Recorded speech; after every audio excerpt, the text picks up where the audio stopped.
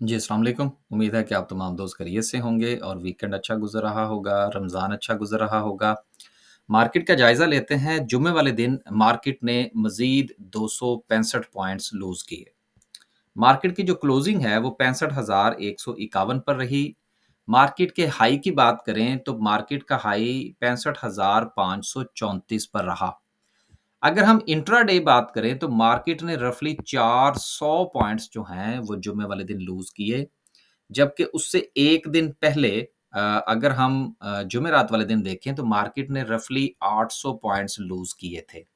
तो मार्केट की जो मंदी का रुझान है वो थोड़ा-सा इंट्राडे में अगर हम बात करें तो थोड़ा-सा कमी आती हुई जो है वो नज़र आ रही है।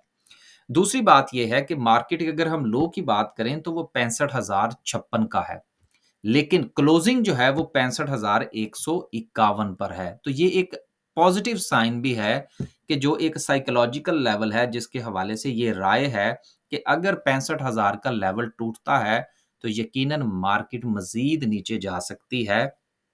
65,000 के ऊपर क्लोजिंग जो है ये थोड़ा-सा मार्केट को सपोर्ट कर रही है।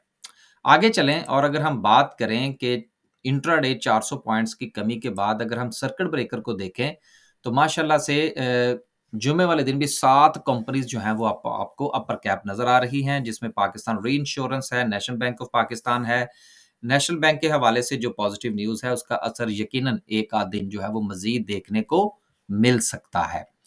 लोअर कैप की बात करें तो लोअर कैप में पीआईए और पीटीसी जो कि इस वक्त मार्केट में वॉल्यूम टेकर भी हैं, इन दोनों में लोअर कैप देखने को मिला। देखिए वजह ये है कि जहां तक ताल्लुक है पीआईए का, अब पीआईए का पड़ गया थोड़ा सा फड्डा और पीआईए के हवाले से अब दो राय जो है वो सामने आ रही हैं। एक राय ये है कि पीआईए बैरून मुल्क जो है वो किसी को बेच दी जाए ताकि इसके ऊपर असर और रसूख जो है वो लोकली ना हो और मामला जो है वो पाया तकमील तक पहुंचे और हमें पैसे भी अच्छे मिल जाएं। दूसरी राय ये है कि ये अंदरूनी मुल्क जो है वो किसी को बेचना चाहिए चूंकि ये एक नेशनल एसेट है। अब मसला इस चीज़ का है कि अगर अंदरूनी मुल्क रहेगा तो इसका मामला उसी तरह से रहेगा जिस तरह से कि इस वक्त है। हमारी राय तो ये है कि जनाब वालों को दे देनी चाहिए गो के ये सिर्फ एक सजेशन है, लेकिन मसला इस चीज़ का है कि जनाब वाले अब पता नहीं इसके बारे में क्या सोच रहे हैं। खैर, ये तो एक मज़ाक की बात थी, लेकिन अब पीआईए के हवाले से थोड़ी-सी गैर यकीनी की सूरत-ए-हाल पैदा कर दी गई है ताकि इन इसके हवाले से जो फ़ैसला है वो क्लियर ना हो सके। लेकिन इस वक़्त जो पीपल्स पार्टी का स्टांस है, वो यकीनन बहुत अहम होगा। दुरुस्त है या गलत है, वो एक अलग राय है। लेकिन उसके स्टांस की वजह से इस वक़्त जो है ये मामला थोड़ा-सा गैर यकीनी की तरफ जाता हुआ नज़र आ रहा है। लेकिन आप एक चीज़ ज़हन में रखिएगा कि ये बैरून मुल्क किसी को दें या अंदरून मुल्क किसी को दें, हमने ये कमिट कर लिया है कि जून से पहले-पहले पीआईए की प्राइवेटाइज़ेशन होगी। आईएमएफ को भी हमने कह दिया है, लिहाज़ा अब मामला तो ये होगा, चाहे वो अंदरून मुल्क हो या बैरून मुल्क हो। आगे चलते हैं जी। आगे चलते हैं और 1-2 खबरें हैं, उसका पहले जायज़ा लेते हैं, फिर हम वापस आते हैं। खबर ये है कि प्राइम मिनिस्टर शहबाज शरीफ ने डिमांड कर दिया है ऑडिट एसएनजीपी और एसएसजीसी का। अब देखिए ये जो दोनों कंपनीज़ हैं जिसके हवाले से जो मेरी राय है कि एसएसजीसी का तो बेड़ा ही गर्क हुआ हुआ है। एसएसजीसी के पास तो है ही कुछ नहीं। आप उसके रिज़ल्ट्स उठाकर देखें, इनके यहाँ जो बड़े-बड़े होल्स बन चुके हैं, उनका फ़िल होना नामुमकिन ही है। और यही वजह है कि पिछले दिनों जब इन्होंने अनाउंस किया था कि हम एलपीजी की कंपनी जो है, उसका आईपीओ करने जा रहे हैं, तो आपको अगर याद हो, अगर आप रेगुलर लिसनर हैं हमारे, कि मैं ये गुज़ारिश की थी मैंने कि जी मैं तो उसका बायर नहीं हूँ। क्योंकि जब इनसे एक कंपनी नहीं सँभाली जा रही, तो एलपीजी की कंपनी ये कैसे प्रॉफ़िट में ले आएँगे? एक बात। दूसरी बात ये है कि इनके यहाँ जो बैलेंस ऑफ पेमेंट है, उसका बेड़ा गर्क हुआ हुआ। अब उस बेड़े गर्क के नतीजे में हो ये रहा है कि देखें एसएनजीपी गो के पॉजिटिव में है, उसके रिजल्ट्स अच्छे हैं, डिविडेंड भी है, सब कुछ है। लेकिन इनकी जो पेमेंट्स इन्होंने करना होती है oil and gas exploration companies को, वो ये नहीं कर पा रहे। लिहाज़ा अब हुकूमत ये चाह रही है कि इन दोनों कंपनीज़ का किया जाए ऑडिट और ऑडिट के नतीजे में पता चले कि आया कि असल में फड्डा कहाँ पर पड़ा हुआ है, मसला क्या है, अगर वो मसला सामने आता है तो उसको हल किया जाए। अब स्टॉक मार्केट में जो खबर आती है, वो बाज़ औक़ात सिर्फ़ एक सेक्टर को मुतासिर करती है और बाज़ औक़ात वो खबर स्टॉक मार्केट में एक सेक्टर को मुतासिर करती है, यानी कि नेगेटिविटी जनरेट करती है, और दूसरे सेक्टर के लिए वो पॉजिटिव होती है। अब अगर इस खबर को हम एसएनजीपी और एसएसजीसी के पॉइंट ऑफ व्यू से देखें, तो ये इनके लिए नेगेटिव न्यूज़ है। ऑडिट खुलेगा, चीज़ें सामने आएँगी। लेकिन पॉज़िटिविटी जो है, वो किसी हद तक ओजीडीसी और पीपीएल के लिए हो सकती है, कि अगर इनका ऑडिट खुलता है, तो पता चलेगा कि ये उनको पेमेंट्स क्यों नहीं कर रहीं। तो इनके लिए तो टोटली नेगेटिव है, और पीपीएल और ओजीडीसी के लिए ये पार्शियली पॉज़िटिव न्यूज़ है। तो जिनके पास ये 4 कंपनीज़ के शेयर्स हैं, वो इस हवाले से इन खबर का जो है वो असर देख लीजिएगा कि क्या हो सकता है।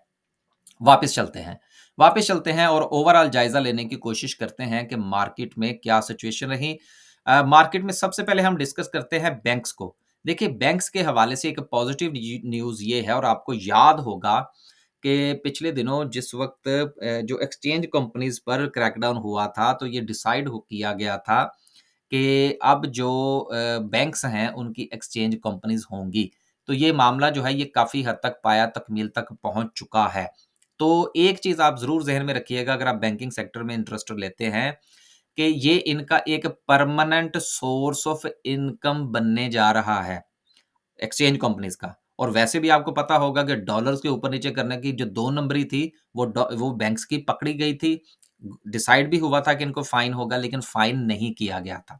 तो लिहाज़ा 2 नंबरी करने में ये वैसे माहिर हैं। दूसरा, अब इनके हाथ में एक्सचेंज कंपनीज़ आ गई हैं, लिहाज़ा एक परमानेंट सोर्स ऑफ इनकम होगा।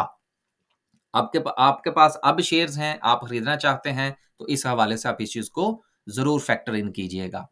बाकी रहा सवाल इस बात का कि ओवरऑल मार्केट में जो आपको डिप्रेशन नज़र आ रहा है, इसका डायरेक्टली ताल्लुक जो है उन 2 कंपनीज़ के साथ है, जो कि वॉल्यूम टेक कर रही थी और अपर कैप दे रही थी, जिसमें एक पीटीसी था और दूसरा था पीआईए। जब उन दोनों को लगा है लोअर कैप, तो उसको देखा-देखी थोड़ा-सा डिप्रेशन जो है, वो मार्केट में फैला है।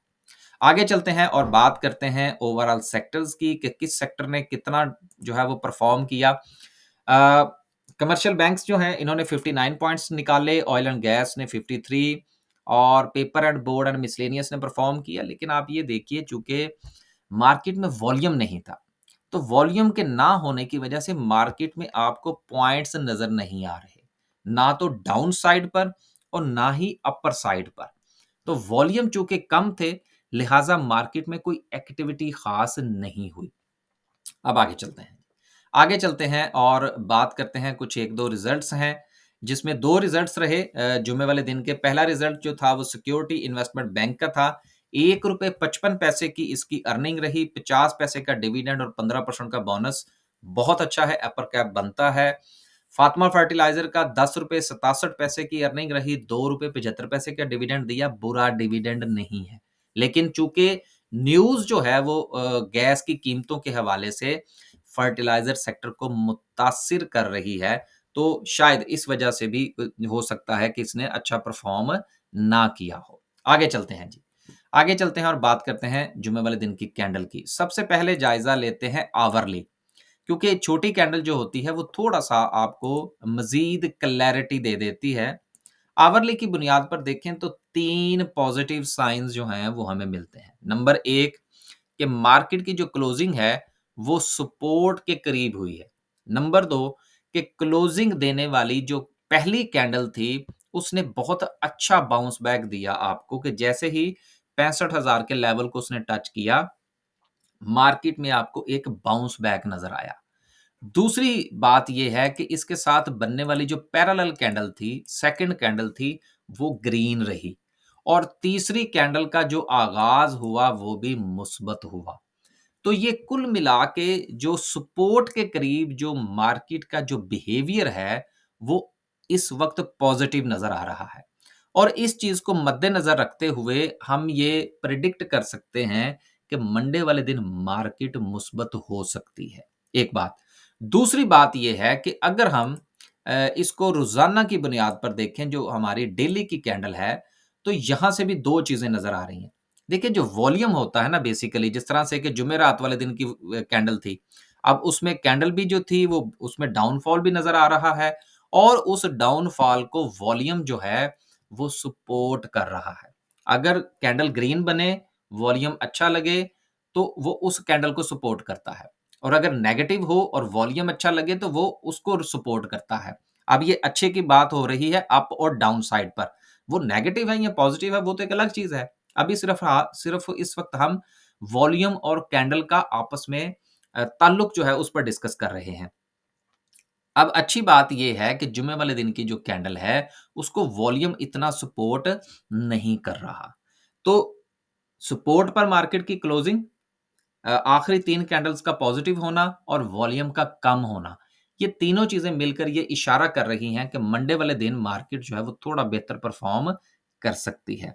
आपके पास ज जो भी पोर्टफ़ोलियो है, उसका फ़ैसला आपने अपने-अपने शेयर्स के मुताबिक करना है। जैसा कि अभी हमने बात की कि 2 वॉल्यूम टेकर जिस वक़्त लोअर कैप हुई तो उसका डिप्रेशन जो है वो पूरी मार्केट पर फैला। तो जिस वक़्त इस तरह के बड़े शेयर्स जो हैं वो लोअर कैप होते हैं, जो वॉल्यूम लेकर चल रहे होते हैं, तो मार्केट पर उनका डिप्रेशन होता है। अगर मार्केट जो है वो नेगेटिव हो, सॉरी, अगर लोअर कैप लगें, तो मार्केट उसका नेगेटिव इम्पैक्ट लेती है। अगर अपर कैप हो तो मार्केट उसका पॉजिटिव इम्पैक्ट लेती है, अगर मार्केट में वॉल्यूम्स मौजूद ना हो। यही हमें जुम्मे वाले दिन देखने को मिला। अब यही अगर 2 कंपनीज़ पीटीसी और पीआईए अगर ये अपर कैप हो जाती, लो वॉल्यूम के साथ, तो मार्केट जो थी वो जुमे वाले दिन आपको पॉजिटिव जो है वो क्लोजिंग देती। तो बहरहाल आपने अपने-अपने शेयर के मुताबिक फैसला करना है। इंडेक्स जो है वो यकीनन अंडर प्रेशर आता है, वॉल्यूम टेकर के अपर कैप और लोअर कैप होने की सूरत में। इजाज़त दीजिए जी, इंशाल्लाह एक नए व्लॉग के साथ हाज़िर होने की कोशिश करेंगे। अल्लाह हाफ़िज़।